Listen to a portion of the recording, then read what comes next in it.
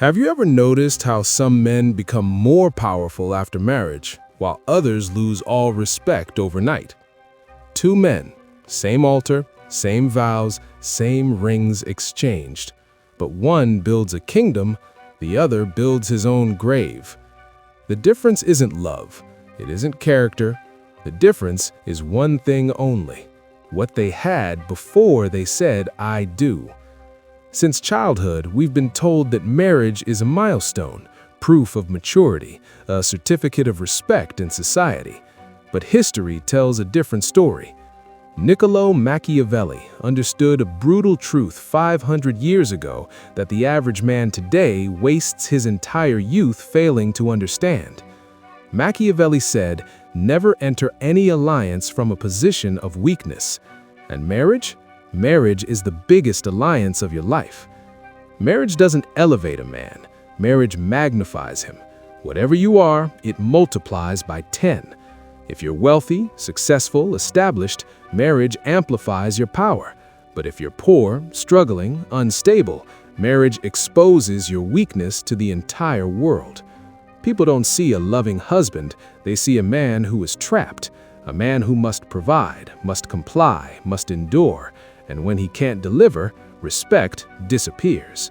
Slowly at first, then all at once. Now, let's clear one thing first. While watching this video, two questions will definitely arise in your mind. First question: what if I never become powerful? What if I never build something significant? Should I never get married? Should I stay alone my entire life? Second question: what if I'm already married and already stuck in the mess this video describes? Am I already doomed? Is there no way out for me? I will answer both questions at the end of this video. But first, you need to understand what the problem actually is and how deep it goes. And to explain this, I won't lecture you with philosophy. Let me start with a real scenario, one you've probably witnessed yourself. You've seen this guy. Every workplace has one. He got married at 23, maybe 24, young, eager, in love. His wife landed a stable job, government position, corporate role, something location fixed. Good salary, secure. Maybe she earns more than him. That's fine, that's modern. But here's what happened. Her job is anchored to one city, one region. She can't move, and because she can't move, he can't move. He'd be supervisor by now, maybe management. Instead, he's exactly where he started. Job offers came, better companies, better positions, management track, serious money. But they were all in different cities, different states. If he were single, what would he do? He'd say, fine, I'll relocate for 2 years, build myself up, figure it out later. He'd take the risk, he'd jump. But he can't jump. Because her job is fixed, the house is fixed, the location is fixed, his entire career trajectory is locked inside a geography. So he waits. Maybe something opens up nearby, maybe next year, maybe the year after. 5 years of waiting, still waiting. His wife will probably get promoted, her career will advance, her income will rise, and him? He's exactly where he was 5 years ago. Now I ask you, is the wife bad? No. Is the marriage bad? No. The timing was bad. He married at 23 when he hadn't built anything yet. Now he's geographically imprisoned. Opportunities are coming, but he can't take them. This is the invisible cage I'm talking about. No chains, no locks, but he cannot fly. This man is talented, hard-working. He had options, but he couldn't use them. Why? Because fear and obligation stopped him. Fear of disruption, fear of what she'd say, fear of what people would think. Where fear enters, leverage exits. This is one example of the early marriage trap, and it's not an extreme case. This is happening around you right now, maybe to you. Now let's understand why this happens. Poverty is not a sin, it's not a stain on your soul, but it is a condition that strips a man of his most important weapon, leverage. and the world understands only one language, the language of leverage. When a man is poor, every decision he makes is viewed through the lens of weakness. He can speak truth, but people will hear excuses. He can promise loyalty, but people will see dependence. He can express love, but people will sense need. Society claims to admire the simple, humble man, but in the real world, the simple man gets crushed the hardest. We call marriage sacred, we call it holy, but in reality, marriage is a ruthless negotiation, a deal where everything is measured: how much you can earn, how much you can provide, how much you can endure. When a poor man enters marriage, he doesn't enter as an equal partner, he enters as a liability, a burden. He silently hopes to be tolerated. And tolerance is not a foundation. Tolerance has an expiration date. You cannot build a kingdom on tolerance. But what happens when a man builds his position first, then gets married? The answer is in history. Napoleon Bonaparte, the most powerful conqueror in European history. Napoleon got married too, but his approach was completely different. Napoleon was a talented general, winning battles, but he had no political power, no influence inside the French government. So what did he do? He strategically married Josephine. Josephine was a woman deeply connected in French political circles. She had contacts, influence, access to the people who held real power. But notice this carefully. Napoleon married her in 1796, when he was already a successful general, when he'd already won the Italian campaign, when he had a name, when he had bargaining power.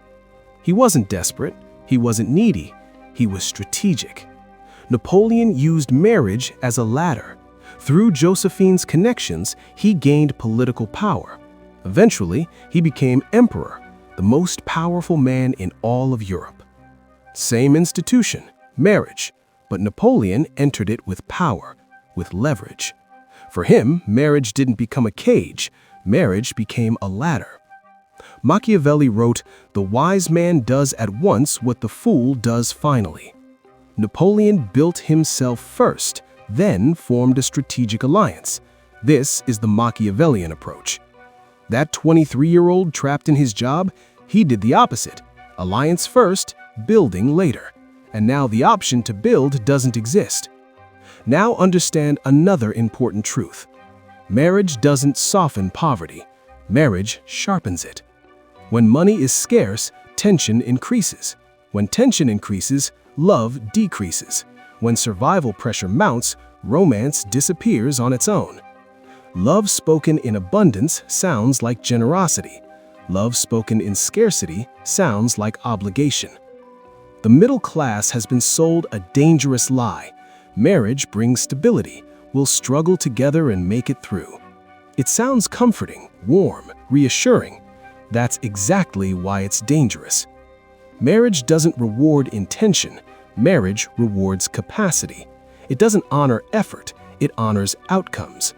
When money is tight at home, every small failure becomes a major issue. Every delay becomes personal. Every mistake feels heavier than before. Slowly, respect erodes. No dramatic explosion, just daily disappointments. Disappointments that no apology can fully erase. Now look at a contrast. Warren Buffett, one of the greatest investors in history. Today, his empire is worth over $100 billion. Buffett was 22 years old when he married Susan Thompson. That was 1952. But here's the detail most people miss. When Buffett got married, he already had $10,000 in capital. In 1952, that was serious money, equivalent to roughly $120,000 today.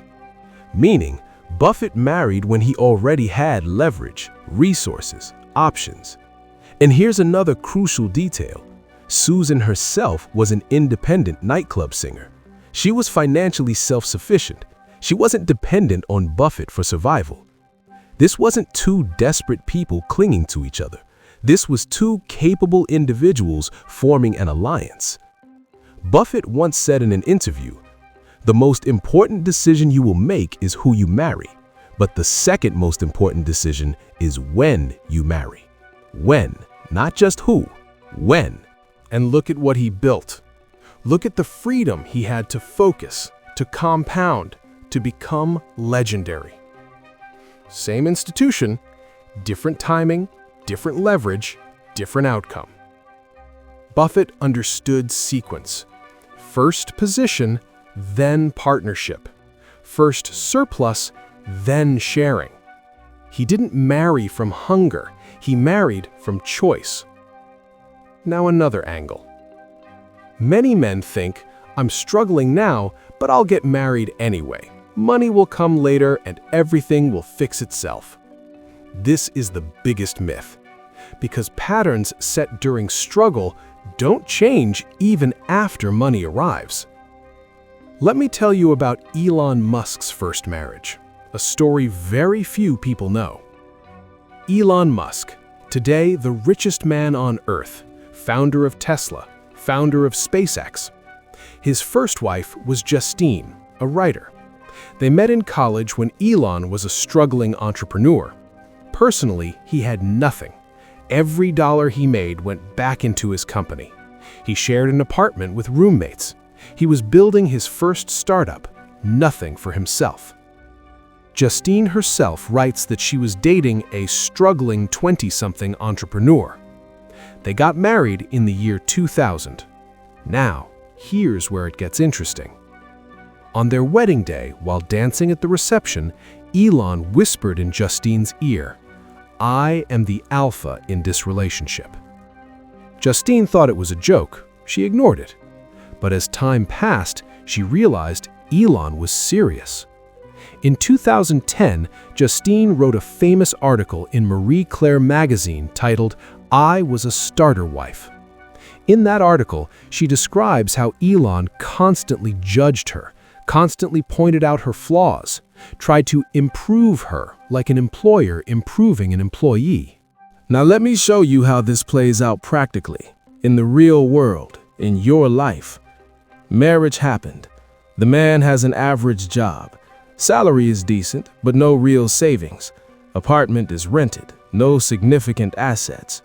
The holidays arrive, Thanksgiving, Christmas. He visits her family. Watch what happens. Her father makes subtle comments. "So what's your 5-year plan, son? Still at that same company?" Her sister's husband, the one with the better job, the nicer car, and the house in the suburbs, his opinions carry more weight at the dinner table. Slowly, his wife's voice starts carrying more authority in household decisions than his. And the most painful part? Whenever money is discussed, his voice gets quieter. He feels apologetic in his own home. He feels like a guest in his own marriage. This humiliation isn't loud. No one insults him directly. No one calls him names. But judgment lives in the silence. Evaluation lives in the expectations. Every time her parents give them a gift, there's an unspoken reminder that he didn't provide this. Every time a bill is missed, a payment delayed, a silent note is made in the mental ledger of his character. And this ledger, this mental accounting, it never ends. It only accumulates. Once this ledger starts, every new entry gets added to it. Poverty steals something else: leadership. And leadership is the backbone of attraction, whether anyone admits it or not. A man who cannot make free decisions cannot lead. A man who hesitates before every choice, thinking, what will happen if I do this? How will we manage? What will people say? He's not a leader. He's a reactive man, just responding to circumstances. Marriage demands decisiveness in moments of uncertainty. Poverty creates hesitation in those exact moments. The result? The household starts orbiting around limitations instead of vision. Plans shrink, risks disappear, life shifts into permanent defensive mode. A man who constantly explains why he can't do something slowly loses the right to decide what should be done. Now understand another layer, because this isn't just about money. The problem is that marriage in poverty isn't just a financial mistake, It's training, conditioning for obedience. When you bind yourself early, you learn to accept unfavorable terms because you believe endurance is virtue. You learn to suppress your instincts because instincts threaten stability. Over time, this suppression becomes character. You no longer recognize when a boundary is crossed because you abandoned boundaries long ago in exchange for peace. This is how men become manageable, not through force, but through layers of obligation that make resistance feel immoral. Poverty starts this lesson. Marriage completes it. Machiavelli had another principle. Men are so simple and so obedient to present needs that he who deceives will always find those who will let themselves be deceived. Society does exactly this. It uses your need for marriage, your need to fit in, against you. The home becomes a system of quiet surveillance, every action observed, every decision evaluated. The partner isn't malicious, but scarcity demands vigilance. Fear turns everyone into a watchman. The man constantly feels watched. He adjusts his tone, adjusts his ambition, adjusts his desires to avoid friction. Slowly, he stops asking, "What do I want?" and starts asking, "What's allowed?" This shift is fatal to power. Authority cannot exist where permission is required. Leadership cannot grow where every step must be justified. And this impact doesn't stay at home, it leaks into the workplace. A man trained to negotiate for peace at home avoids confrontation everywhere. He accepts unfair terms from his boss, thinking compromise is wisdom.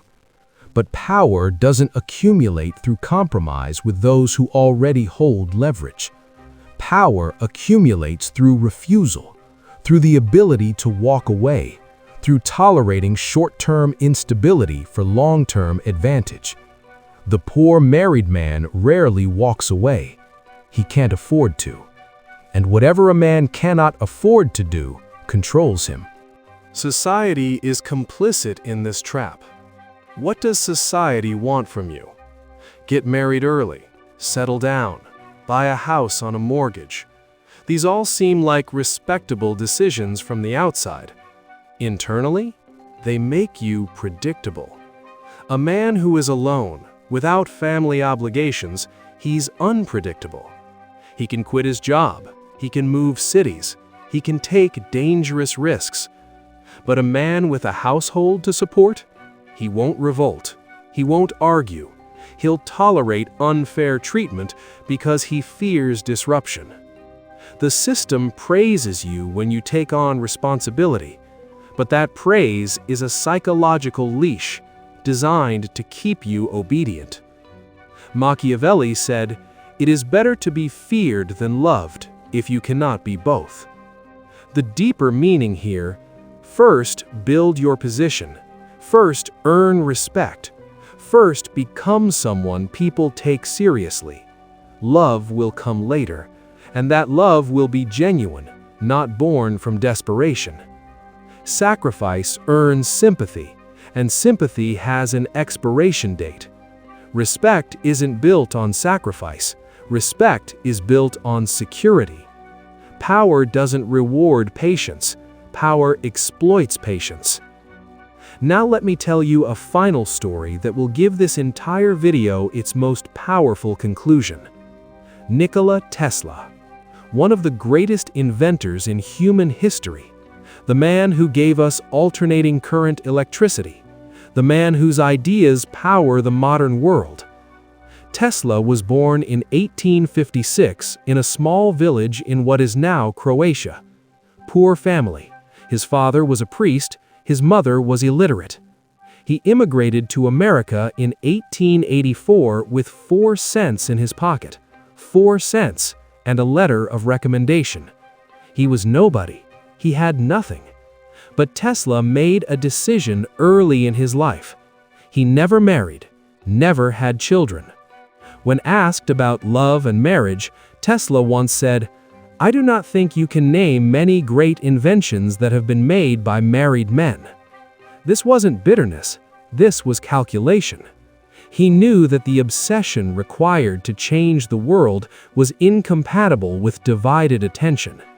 He chose his mission over immediate emotional comfort. Tesla worked 18-hour days. Sometimes he wouldn't sleep for 3 or 4 days straight. He held over 300 patents. He invented radio, remote control, and laid the groundwork for technologies we use today. Did he die rich? No. He died alone in a hotel room in 1943. But his legacy? His legacy powers every home on Earth. Would this have been possible if he had married at 25 under family pressure? If he had children to support? If he had a wife asking him to come home early, to take less risk, to be more practical? Probably not, because his focus would have been divided, his time would have been split, his obsession would have been labeled selfishness. Obsession is often the only path out of poverty, but early marriage turns obsession into irresponsibility. Machiavelli wrote, "A prince must first secure his position before inviting others to share his kingdom. First secure your place, then invite others in." Now remember, I said at the beginning that I would answer 2 questions at the end. That time has come. First question was, what if I never become powerful? What if I never build anything significant? Should I never get married? Listen carefully. Power doesn't mean becoming Elon Musk. It doesn't mean becoming a billionaire. Power means having options. You need to have enough that when someone brings you an unfair deal, you can say no without fear. That's power. And it doesn't require millions in the bank. It requires 1. Stable income, one that doesn't just cover survival but allows you to save. 2. 6 months of emergency fund, so that losing one job doesn't collapse your world. 3. Clear career direction. Get out of the "let's see what happens" phase. 4. Mental strength. The ability to make decisions based on logic, not guilt. If you're 35 and haven't achieved even these basics, the problem isn't marriage timing. The problem is your overall strategy. Even then, don't rush into marriage. Fix your system first. Because adding another variable to a weak system makes it weaker, not stronger. The age society has defined for marriage, 25, 27, 30, that's for society's convenience, not your growth. Your age is not important. Your position is important. Second question was, I'm already married and stuck in this mess. Am I doomed? Listen, no, you're not doomed, but you need to become twice as ruthless now. First task, increase your earning power aggressively. Find side income, upgrade your skills, switch jobs if necessary. This is your first priority, more important than household peace. Why? Because until you have money, peace is fake anyway. It's not peace, it's just postponed conflict. Second task, break the good husband image. I'm not saying become cruel. I'm saying the image that forces you to constantly compromise. That image controls you. Become strategic. With every decision, ask yourself, does this increase my power or decrease it? Third task, slowly reclaim territory. Take back your authority in small decisions. Stop justifying everything.